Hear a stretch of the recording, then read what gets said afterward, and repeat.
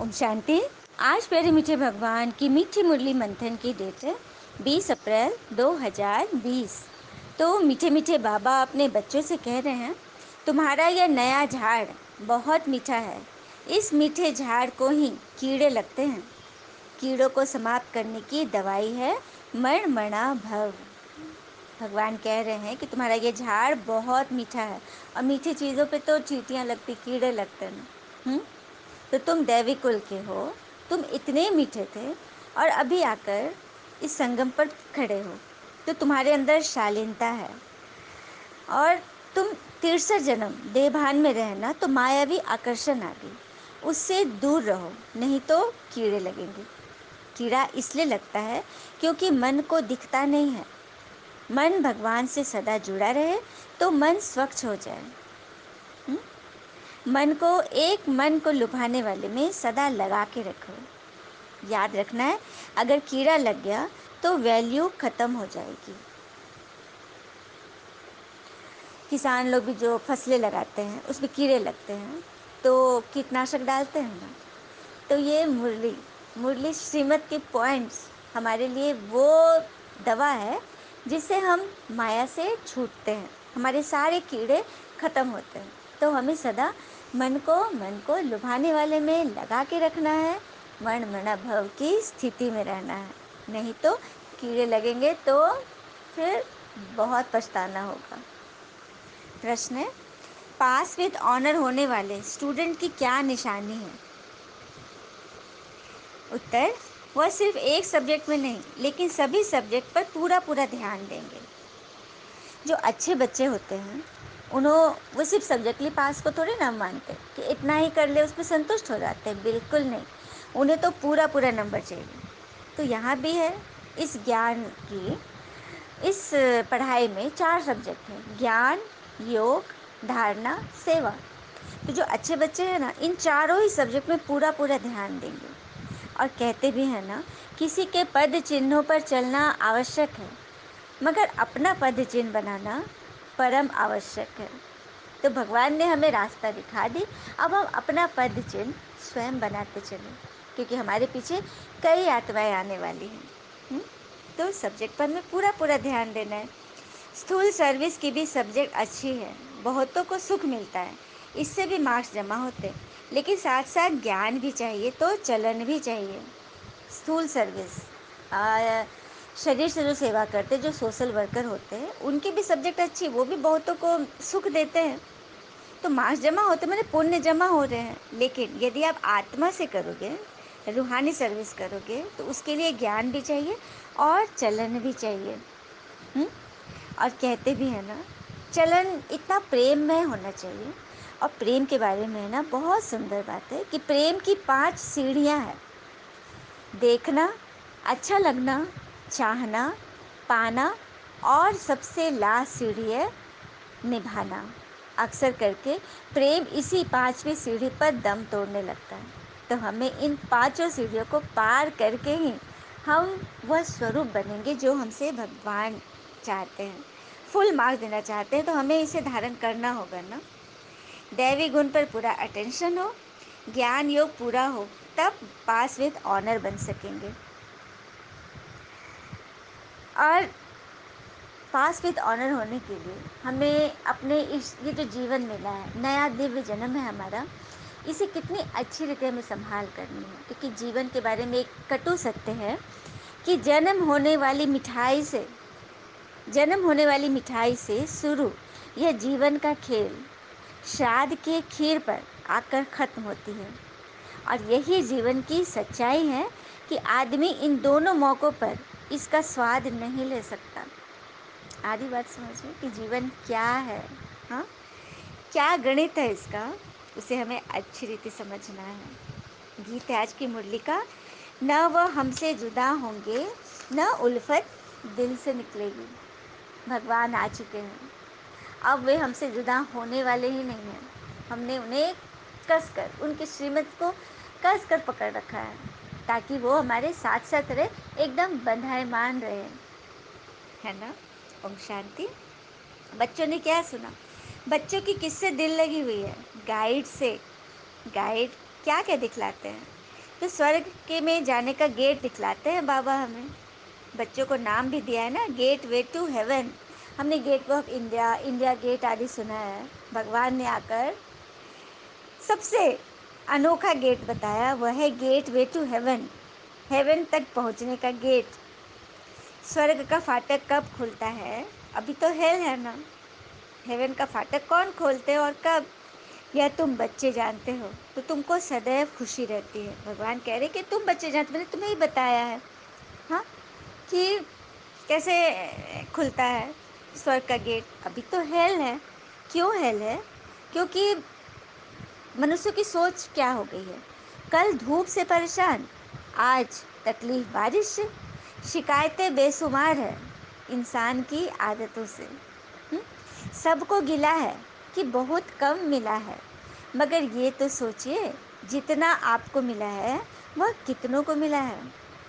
हाँ, हर वो कामयाबी हार है जिसका मकसद किसी को नीचा दिखाना। ये सब हेल की सौगातें हैं। मतलब हेल में, हेल हम कैसे बनाते हैं? इन विचारों से। तो हर वो कामयाबी हार है जिसका मकसद किसी को नीचा दिखाना है। कोई कर्म करो, कोई भी कर्म करो, मगर हमेशा यह ख्याल रहे कि परमात्मा हमेशा ऑनलाइन है ना। बड़ी बात। तो हम स्वर्ग बनाने आए हैं, स्वर्ग के गेट तक पहुंच रहे हैं, तो उसके लिए हमें गुरु तो चाहिए। अच्छा, तो परमात्मा से बड़ा गुरु कौन हो सकता है?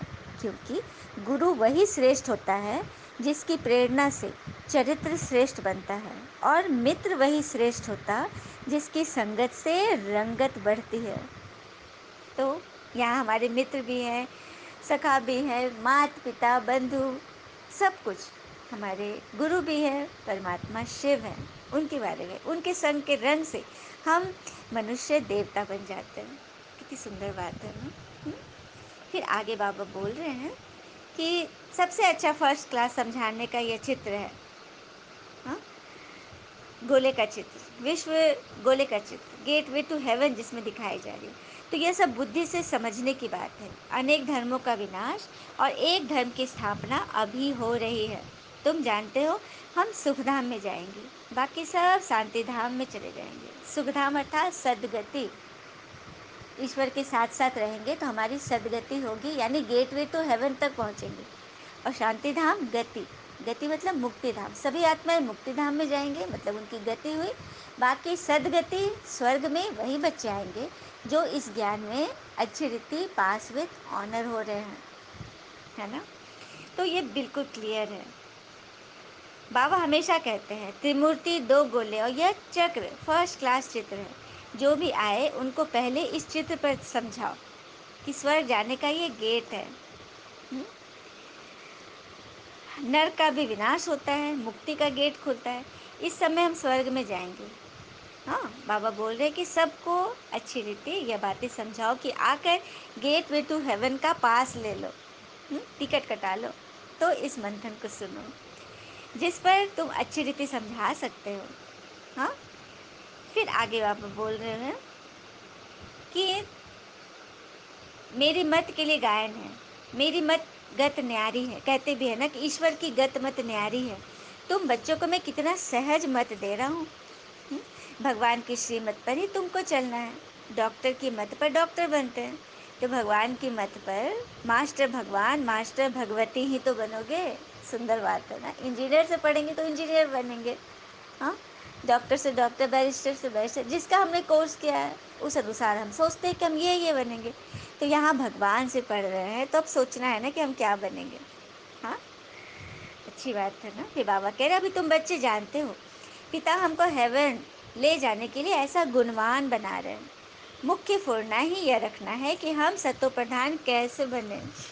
अब मनुष्य सतो सतो भी नहीं, सतो प्रधान तो बहुत दूर की बात होगी।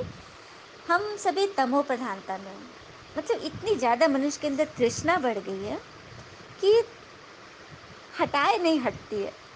जैसे एक बार एक व्यापारी ट्रक से अनाज के बोरे ले जा रहा था।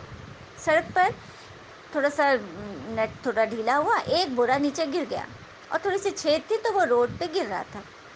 अचानक कुछ चींटियाँ आई, 10-20 दाने ले लेकर वे लोग चली गई। कुछ देर में चूहे आए, उन्होंने 50-100 ग्राम खाए और चल दिए। कुछ देर के बाद गाय आ गई, उसने भी 2-3 किलो खाए होंगे, फिर निकल ली। उसके बहुत देर के बाद मनुष्य आया, उसने क्या किया पता है? उसने पूरा का पूरा बोरा उठा कर ले गया। तो समझ में आ रही है बात कि अन्य सभी प्राणी पेट के लिए जीते हैं, उतना ही लेते जितना उसको अभी सॉरी पेट के लिए चाहिए, लेकिन मनुष्य तृष्णा के लिए जीता है। हाँ, तो कहते हैं ना, सिर्फ सुकून ढूंढिए, तृष्णा तो कभी नहीं मिटती है। हाँ, तो उसी को मिटाने के लिए भगवान हमें ये श्रीमत दे रहे हैं कि हम जास्ती हपच में न रहें, उतना ही कोशिश करें जिसमें हमारा जीवन चल जाए। हाँ, वो था ना कबीर की, साई इतना दीजिए जामे कुटुंब समाए, मैं भी भूखा न रहूं साधु भी भूखा न जाए। मतलब इतना ही दे कि हम खुद भी खा ले और थोड़ा दान भी कर ले। बाकी जमा करने वाला वही कंजूस का सिद्धांत है। कंजूस सारी ज़िंदगी कितना बड़ा दाता है कि सारी ज़िंदगी कुछ अपने नहीं यूज़ करता, बाकी सब छोड़ के जाता है दूसरों के लिए। फिर बाबा कहते हैं कि घड़ी घड़ी मुझे याद करो, सर्वव्यापी कह देते तो फिर याद किसको करते हो? जब पत्ते पत्ते तुम्हारे अंदर ही मैं हूँ तो फिर याद किसको कर रहे हो? तो कितनी बड़ी ग्लानि है, इससे बचो। ऐसा करके तो तुम बिल्कुल नास्तिक बन गए हो, पिता को भी नहीं जानते हो। कहते तो हो कि ओ गॉड फादर, परंतु वो है कौन यह तो जरा भी पता नहीं है। आत्मा कहते हो गॉड फादर, परंतु आत्मा क्या है? आत्मा अलग है। उनको कहते हैं परम आत्मा अर्थात सुप्रीम, ऊंचते ऊंच सुप्रीम सोल। एक भी मनुष्य नहीं जिसको अपनी आत्मा का ज्ञान हो। मैं आत्मा हूँ, यह शरीर है, दो चीज हो गए ना। हुँ? आत्मा आत्मा को शरीर मिलता है, वस्त्र मिलता है, तो दो चीज है ना। आत्मा तो विनाशी है, बिंदी है, और ये शरीर तो विनाशी है। हुँ? तो कितना बड़ा फर्क है ना। तो बच्चा अपने को जाने तब तो पिता को जाने। हाँ, तभी तो भगवान इस सेंटर में जो कोर्स सिखाए जाते हैं 7 डे कोर्स, उसमें पहला पहला पाठ ही है अपने को जानो। हु एम आई, मैं कौन हूँ, आत्मा कौन है, आत्मा का पिता कौन है, आत्मा कहाँ से आई है, आत्मा का क्या कर्तव्य है, क्यों उसे शरीर धारण किया, सारा रहस्य बताया जाएगा। अच्छी बात है ना। फिर आगे बात बता रहे हैं बाबा कि मैं समझाता इनको हूँ, सुनते तुम हो, मैंने इनमें प्रवेश किया, इनको सुनाता हूँ। बाबा ने सबसे पहले किसको ज्ञान सुनाया? ब्रह्मा बाबा को। इस संस्था के फाउंडर लेखराज दादा, जिनके तन में परमात्मा ने 1937 में प्रवेशता ली, तो वही बाबा बोल रहे हैं कि मैं सबसे पहले इनको सुनाता हूँ, बाकी इनसे तुम सुनते हो। यह है मेरा रथ। तभी तो इसको भाग्यशाली रथ अर्थात भागीरथ कहते हैं, जो ज्ञान गंगा को धरती पर लाए। है ना बड़ी बात। फिर आगे बोल रहे कि वैरायटी धर्मों का झाड़ है, झाड़ के हिसाब से सब धर्म आने वाले पीछे पीछे आएंगे। यह ड्रामा बना बनाया है। तो सबसे पहला धर्म है आदि सनातन देवी देवता धर्म। उसके बाद धीरे धीरे और धर्म आते गए।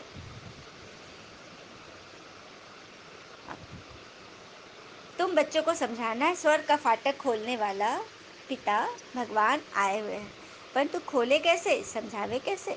भगवानुवाच है तो जरूर शरीर द्वारा ही तो खोलेंगे ना। अब बोलेंगे भी शरीर द्वारा।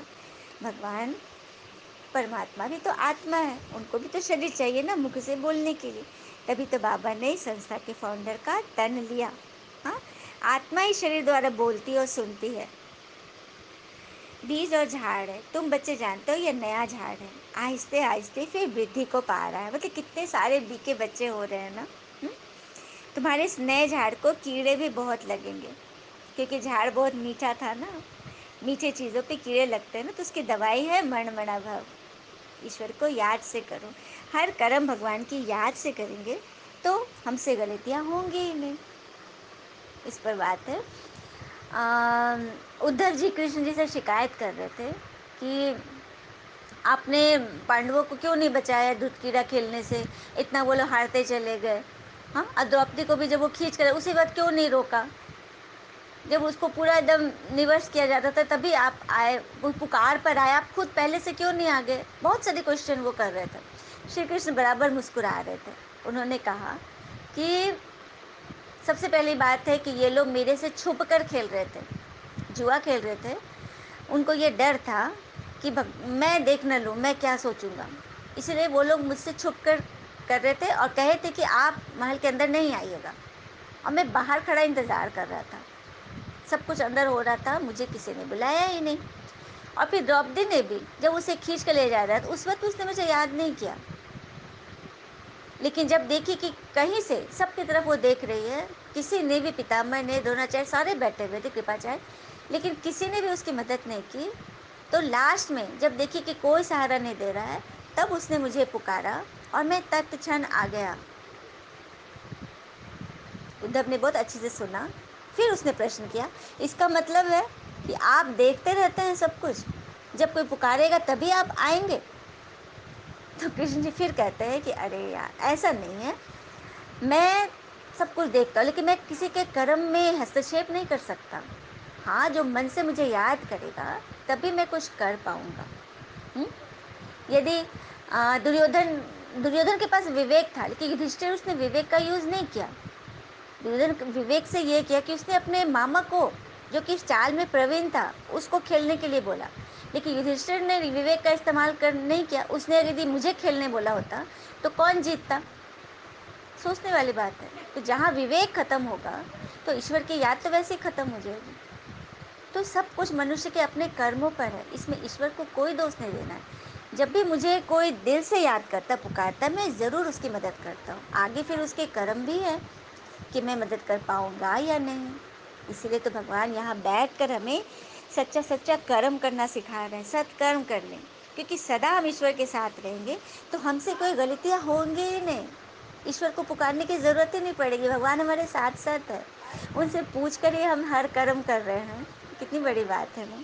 हाँ, तो बस वही बात है। फिर बाबा कह रहे कि टीचर तो पढ़ाते हैं तकदीर ऊंच बनाने के लिए बच्चों की। अब स्टूडेंट ना पढ़े तो टीचर क्या करें? यहाँ भी ऐसे है, ज्ञान भी चाहिए, चलन भी चाहिए, दैवी गुण भी चाहिए, तो अटेंशन रखना है ना। भंडारी के पास भी कोई आए तो कहे मन मना भव। भगवान कह रहे कि तुम्हें सब कुछ सीखना है, ऑल इन वन बनना है, ऑल राउंडर। मुख्य बात है ही पवित्रता की। हाँ, तो ज्ञान और योग के साथ साथ धारणा भी तो चाहिए, और धारणा होगी तो सेवा होगी। तुम्हें तो अंधों की लाठी बनना है। ज्ञान नयन के अंधे, नेत्र है, चमड़े के नयन है, लेकिन ज्ञान के नयन नहीं है। इसलिए बाबा कह रहे कि सबकी लाठी बनो। हम्म? और फिर बाबा बोल रहे हैं, बच्चों को बहुत बहुत मीठा बनना है, प्यार से बात करनी है, मनसा वाचा कर्मणा, सबको सुख देना है। हाँ, अच्छा, मीठे मीठे बच्चे प्रति भगवान की नमस्ते। हम बच्चों की भी प्यारे शिव पिता को नमस्ते। और बाबा दिल से सभी आत्माओं की तरफ से आपको very very very good morning. धारणा के लिए मुख्य सार है, पहली पॉइंट, अपनी ऊंच तकदीर बनाने के लिए आपस में बहुत बहुत छीड़ मीठा होकर रहना है। कभी लून पानी नहीं होना है। सभी सब्जेक्ट पर पूरा अटेंशन देना है। दूसरी पॉइंट है, सदगति के लिए पिता की जो श्रेष्ठ मत मिली है उस पर चलना है। सबको श्रेष्ठ मत ही सुनानी है। स्वर्ग में जाने का रास्ता सबको दिखाना है। बाबा ने कह दिया है कि तुम्हें सर्विस में तत्पर रहना है, अच्छी रीति सर्विस करनी है, और सबको स्वर्ग के गेट का रास्ता दिखाना है। यह नहीं सोचना कि मैं अकेले वहाँ पहुँचूँ, सबको लेकर जाना है, पूरे ग्रुप को तैयार करो, क्योंकि मेरा बच्चा तो सभी है, कोई एक मेरा लाडला नहीं है। अच्छा, आराम से बैठ जाते हैं, मन मस्तिष्क से ईश्वर की याद को भरते हैं, भगवान का शुक्रिया अदा करें, पॉइंट्स को रिवाइज करें। बाबा ने क्या बोला मीठे बच्चे में? बच्चे, तुम्हारा झाड़ बहुत मीठा है, इसमें कीड़े लग सकते हैं, तो इसे मन मना भव की दवाई डालते रहो, अर्थात श्रीमत पे चलो और सुधार करो, फलो फूलो।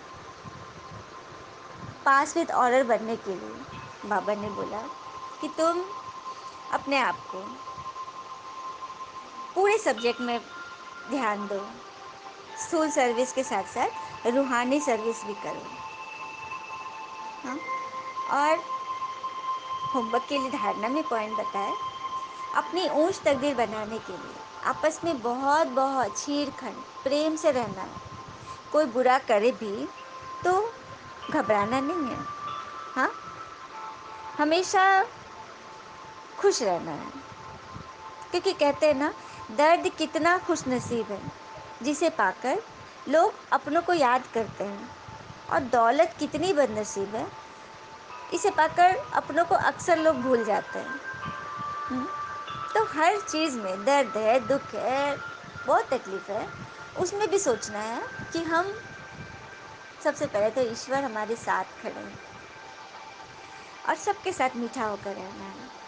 सदगति के लिए पिता जो श्रेष्ठ मत देते हैं उस पर चलना है, और सबको सुनाना है। स्वर्ग में जाने का गेट रास्ता सबको दिखाना है। वरदान से हम योग करते हैं। शुद्ध संकल्पों की शक्ति के स्टॉक द्वारा मनसा सेवा के सहज अनुभवी भव। शुद्ध संकल्पों की शक्ति के स्टॉक द्वारा मनसा सेवा के सहज अनुभवी भव। अपने आप को देखें कि मैं लाइट के शरीर में हूँ, चारों तरफ लाइट फैली हुई है, और मेरे सर पर एक बड़ा सा बकेट है जिसमें शुभ भावनाओं की स्टॉक भरा पड़ा है। और मैं ऐसी जगह बैठी हूँ, बहुत ऊंचे जगह पर, जहाँ पर काफ़ी आत्माओं को मैं देख पा रही हूँ, और एक एक करके सभी मेरे पास आ रहे हैं और मुझसे शुभ भावना की पैकेट लेके जा रहे हैं। जैसे जैसे हम सबको दान देते जा रहे हैं, ऊपर से भगवान से हमें हमारे स्टॉक फिर से फुल होता जा रहा है। ये सीन विजुलाइज करें कि हम सबको बांट रहे हैं, लेकिन फिर भी खत्म नहीं हो रहा है, ऊपर से हमें मिलता जा रहा है। अंतर्मुखी बन, शुद्ध संकल्पों की शक्ति का स्टॉक जमा करो। अंतर्मुखी अर्थात अंदर ही अंदर भगवान की याद का मनन चलता रहे, उनके लिए ग्रेटिट्यूड की भावना, धन्यवादी बने, हर एक चीज़ के लिए धन्यवाद दें। यदि दर्द नहीं आता, तकलीफ नहीं आती, तो हम उससे पार कैसे पाते, कैसे ऊपर। और एक शुद्ध संकल्प की शक्ति सहज ही अपने वैर संकल्पों को समाप्त कर देगी, और दूसरों को भी शुभ भावना, शुभ कामना के स्वरूप से परिवर्तन कर सकेंगे। तो सभी तैयार है ना, शुभ कामना, शुभ भावना की गिफ्ट सभी आत्माओं को देने के लिए। हाँ, और उनसे फिर और को मिलेगा। शुद्ध संकल्पों का स्टॉक जमा करने के लिए मुरली के हर पॉइंट को सुनने के साथ साथ शक्ति के रूप में हर समय कार्य में लगाते जाओ। जितना जितना हम यूज़ करते जाएंगे, रिवाइज करते जाएंगे, उतना उतना ये शक्तियाँ हमारे में भरती जाएंगी। जितना शुद्ध संकल्पों की शक्ति का स्टॉक जमा होगा, उतना मनसा सेवा के सहज अनुभवी बनते जाएंगे। मनसा सेवा हमें बहुत आगे बढ़ाएगी, और रास्ते मार्ग लाने का ये बहुत ही उत्तम विधि है। इसे हम ज़रूर यूज़ करें, इससे हमारा मन सदा बिजी रहेगा। स्लोगन दिया बाबा ने, मन से सदा के लिए ईर्ष्या द्वेष को विदाई दो, तब विजय होगी। मन से सदा के लिए ईर्ष्या द्वेष, सेकंड में भी हल्की सी भी, थोड़ी सी भी किसी की बात लग गई, किसी के प्रति कुछ मन में उठ गया, तो उससे हमें आज़ादी चाहिए। हाँ, मैंने उसे विदाई देनी है, तभी हम सदा के लिए खुश रहेंगे, श्रीमत पर चल सकेंगे, ईश्वर से कनेक्ट रहेंगे। अच्छा, ओम शांति। शुक्रिया मीठे बाबा, वो बाबा के प्यारे प्यारे बच्चे। All is well always. Thank you Baba.